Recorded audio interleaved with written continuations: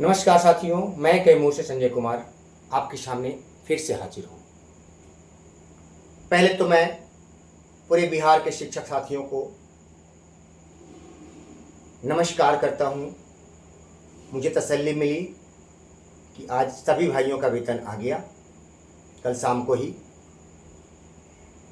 कई भाइयों ने डीओ डीपीओ का घेराव किया और 24 घंटे घेराव के नहीं बीते, दोपहर में आंदोलन किए और शाम को वेतन आ गया। मैं उनको कोटि कोटि नमन करता हूं कि ऐसे ही हम लोग भाई लगे रहें और ऐसे लगे रहेंगे तो हम उम्मीद करते हैं कि हम लोग का प्रमोशन भी 24 घंटे नहीं तो 48 घंटे में ज़रूर मिल जाएगा। उसके लिए भी हम लोग आंदोलन करेंगे, बिल्कुल करेंगे। आप लोगों के बताए रास्ते पर हम भी चलने को तैयार हैं, क्योंकि 10 वर्ष बीत गए हैं और प्रमोशन नहीं मिला है। उसके लिए ज़बरदस्त आंदोलन की आवश्यकता है, लेकिन चूंकि सरकार की तरफ से प्रमोशन पे कुछ क्लियरेंस नहीं है, इसलिए आंदोलन हम करने को तैयार नहीं होते हैं। जब हमें खबर मिल जाएगी कि हाँ प्रमोशन का लेटर निकलने वाला है तो हम आंदोलन करेंगे, बिल्कुल करेंगे। नमस्कार साथियों, अब हम आते हैं मुद्दे पर। और दूसरी चीज, मैं अगर 18 महीने तक मेरा वेतन नहीं मिला, मैंने कंप्लेन किया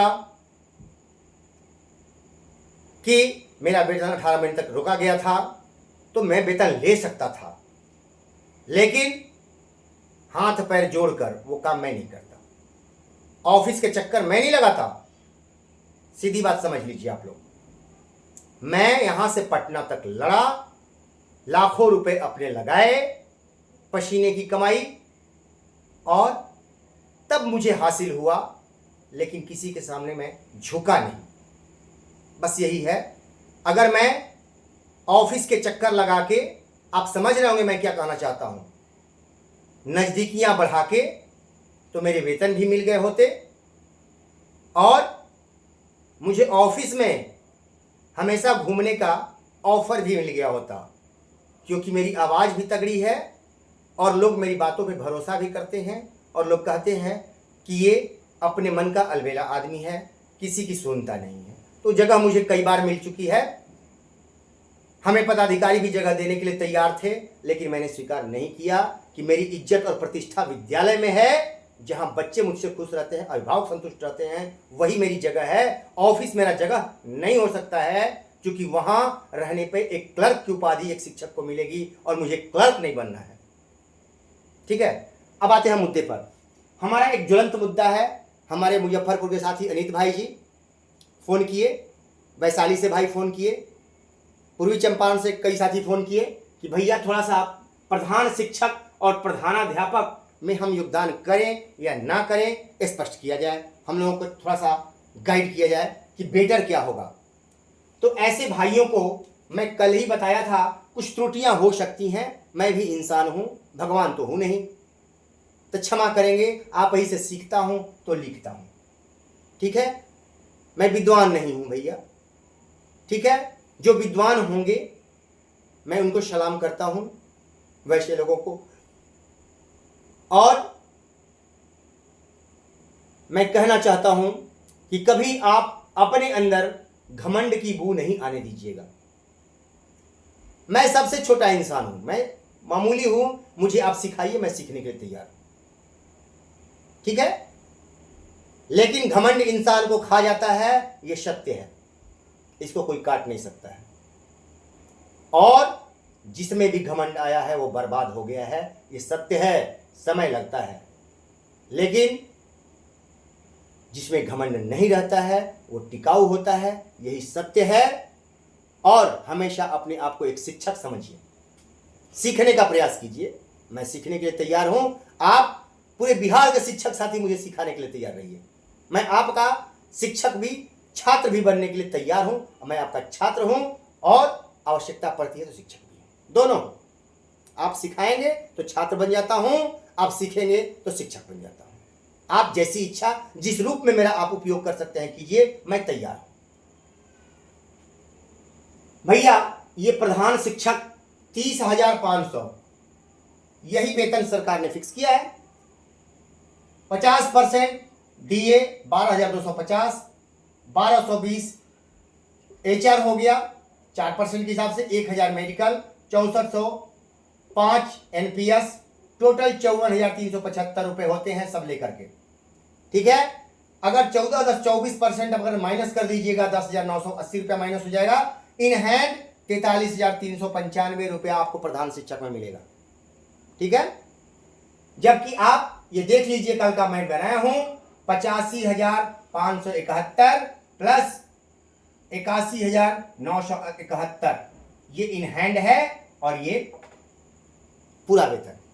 तो इन हैंड, अब इसमें से इन हैंड 43,395 घटा दीजिए, 43,395 38,576 आप नियोजित में जो आपको वेतन होगा वो उससे कम होगा। टोटल अकाउंट में 31,196 रुपया आप कम रहेंगे। कभी भी नियोजित को ये प्रधान शिक्षक नहीं पा सकता है। उसी प्रकार से मेरे भैया 8वां वेतन आयोग, ये देख रहे हैं ना, ये कल का चार्ट मैंने बनाया है, मिला लीजिए इससे। प्रधान शिक्षक में 5200 नहीं है, 5200 का स्केल नहीं है, इसलिए 8वें वेतन आयोग का लाभ किसी कीमत पर नहीं मिलेगा। समझ गए? और मेरे भैया ये 35,000 प्रधानाध्यापक हाई स्कूल में जो बनना चाहते हैं, टोटल ये देख लीजिए 17,500 HR हो गया, 1400 DA हो गया, HR 1400 रुपए हो गया, और 1,000 मेडिकल हो गया, 7350 NPS हो गया। ठीक है मेरे भैया, देख लिए 62,250 रुपए। ठीक है, 62,250 रुपए टोटल हुआ, 12,600 रुपए NPS का। इन हैंड सैलरी हो गया 49,650 रुपए। ठीक, इन हैंड सैलरी यही होगा प्रधानाध्यापक का। लेकिन मेरा चैलेंज है कि 90,000 से नीचे हाई स्कूल के नियोजित भाई का वेतन कम नहीं होगा। ठीक है, अब 90,000 में से घटा लीजिएगा, आप समझ जाइएगा 40,000 रुपया का घटा प्रधानाध्यापक बनने पर भी आपको होना है। प्रमोशन बाकी है, प्रमोशन में अंतर और अधिक बढ़ेगा। हाई स्कूल के मेरे भाइयों का भी प्रमोशन निश्चित है, कोई माई का लाल रोक नहीं सकता है। जो रुके हैं उनका प्रमोशन निश्चित होगा, किसी में रोकने की ताकत नहीं है जो रोक दे। मैं चैलेंज के साथ बोलता हूं, मैं नहीं बोलता हूं, मेरी तपस्या बोलती है, आप भाइयों का विश्वास बोलता है। ठीक है, हाई स्कूल तो किसी भी कीमत पर प्रधान शिक्षक और प्रधानाध्यापक आपके लिए घाटे का सौदा है। किसी कीमत पर 5200 का मुकाबला ये नहीं कर सकता है। अब किसको प्रधान शिक्षक और प्रधानाध्यापक बनना चाहिए और किसको नहीं बनना चाहिए, यह भी एक प्रश्न है। तो प्रधान शिक्षक वो साथी बन जाए जो विशिष्ट शिक्षक बन गए हैं, वो प्रधान शिक्षक बन जाए भैया, निश्चित तौर पे बन जाए। क्योंकि जो विशिष्ट शिक्षक बन गए हैं उनके पैसे की भी कटौती हो गई, उनको वही नियोजित शिक्षक, नाम तो हो गया प्रधान विशिष्ट शिक्षक, लेकिन कहा है कि अरे नियोजित वाले हैं, तो उस नाम से आप वंचित हो जाइए ना भाई। आपको बुरा लगता था, आप विशिष्ट बनने में खुशी हुई, तो वही नाम रह गया है। कम से कम आप प्रधान बन के चले जाइएगा तो वो नाम खत्म हो जाएगा कि आप प्रधान शिक्षक बन गए। कम से कम पद तो है कि हेड मास्टर कहलाएंगे आप। प्राइमरी में वो लोग प्रधान शिक्षक नहीं बोलते हैं, गांव के लोग हेड मास्टर ही बोलेंगे, तो कम से कम नाम तो रहेगा ना कि आप हेड मास्टर हैं। वेतन कम नहीं मिलेगा, आप विशिष्ट शिक्षक के वेतन कम नहीं होगा, इसलिए जो विशिष्ट बन गए हैं वो निश्चित तौर पे प्रधान शिक्षक बन जाएंगे। लेकिन जो नियोजित हैं किसी कीमत पर प्रधान शिक्षक नहीं बनेंगे, आपको घाटा होगा निश्चित तौर पे। 5200 का स्केल आपका इसमें भी छीना जाएगा और प्रधान शिक्षक को 5200 का स्केल 8वां वेतन का लाभ नहीं मिलने जा रहा है।